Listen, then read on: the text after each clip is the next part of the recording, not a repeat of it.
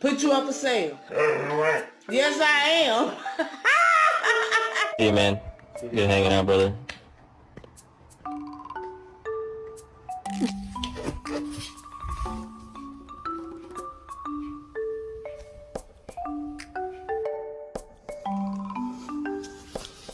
Okay.